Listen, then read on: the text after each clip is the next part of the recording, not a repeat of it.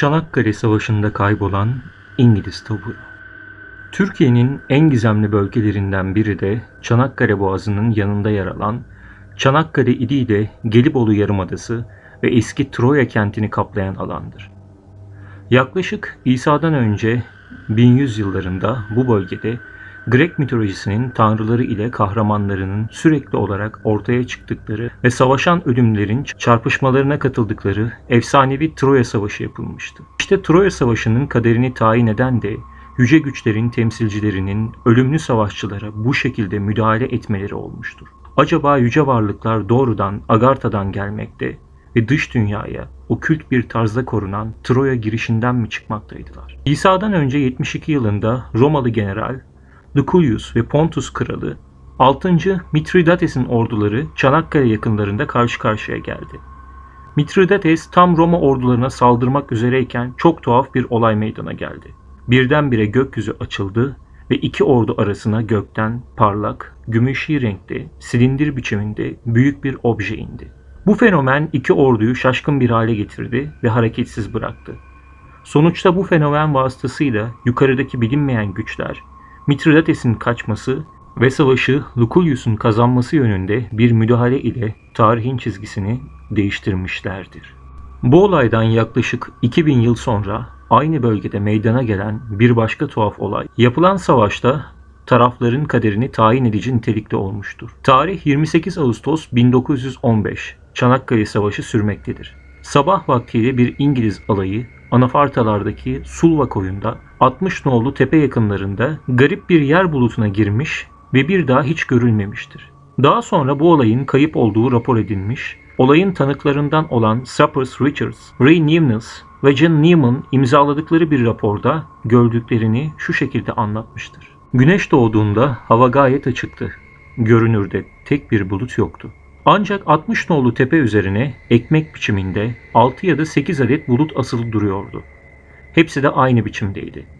Saatte 7 ya da 8 kilometrelik bir hızda güneyden esen rüzgara rağmen bu bulutlar pozisyonlarını hiçbir şekilde ya da biçimde değiştirmedikleri gibi rüzgarın etkisi altında da sürüklenmediler.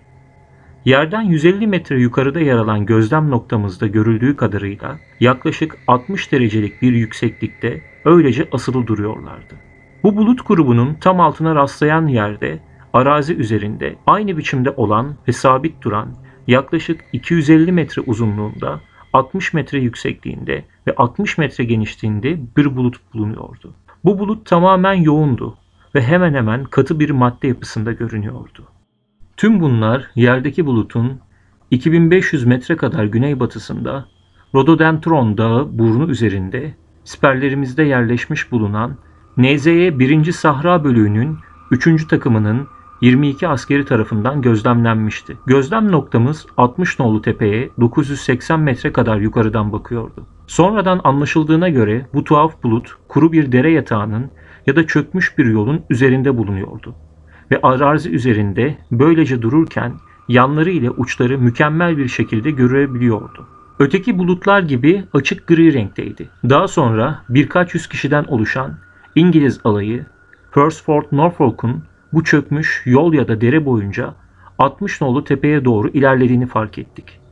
60 nolu tepe üzerindeki birlikleri takviye etmeye doğru gidiyor gibiydiler.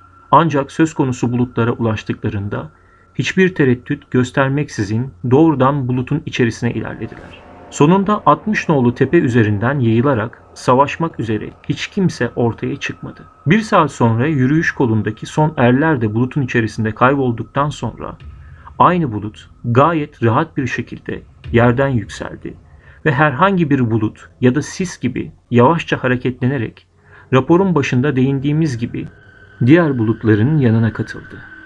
Tüm bu süre boyunca bu bulut grubu aynı yerde asılı olarak kalmıştı.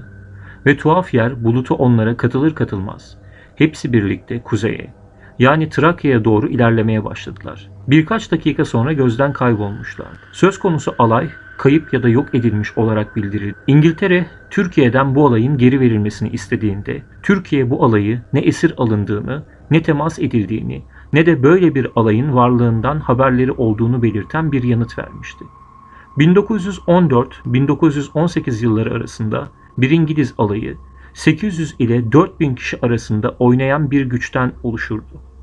Bu olayı gözlemlemiş olan bizler, Türkiye'nin söz konusu alayı hiçbir zaman esir almadığını ya da temas etmediğini tayin ederiz.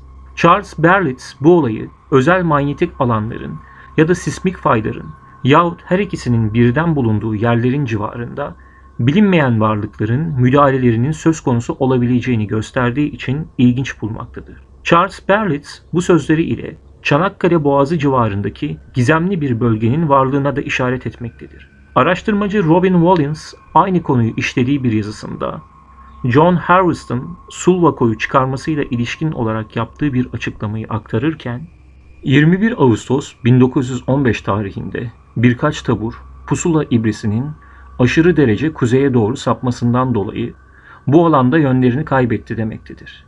Collins olaya yol açan bu garip bulutların aslında İngiliz alayını kaçıran ve manyetik düzensizliklere yol açan uzay gemileri yani UFO'lar olup olmadıklarını sormaktadır. Bu konudan olmak üzere dikkat edilmesi gereken bir diğer noktada yeraltı dünyasına açılan kadim girişin bu bölgedeki mevcudiyetidir. Belki tüm alay da Collins'ın kuşkulandığı gibi aynı şekilde bir UFO'ya nakledilmiştir.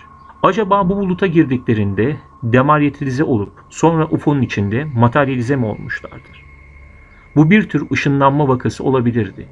Fakat olaydan sonra bu bulutun dağılmayıp tuhaf şekilde diğer bulutlara katılmış olması ve bunların hepsinin Tekirdağ'a doğru hareketlenmesi, bulutun kendisinin bir UFO olma ihtimalini kuvvetlendirmektedir. Ufolojik literatürde bulut görünümünde olan UFO'larla ilişkin gözlemlere sık sık rastlanmaktadır. Muamma dolu Çanakkale bölgesi, görünüşe göre manyetik kökeni olan düzensizliklerin meydana gelişine paralel olarak yoğun bir UFO faaliyetine de gözlemlendiği diğer gizemli bölgelerin kesişme noktasını oluşturuyor gibi gözükmektedir. Videolarımızın devamı için kanalımıza abone olmayı unutmayın.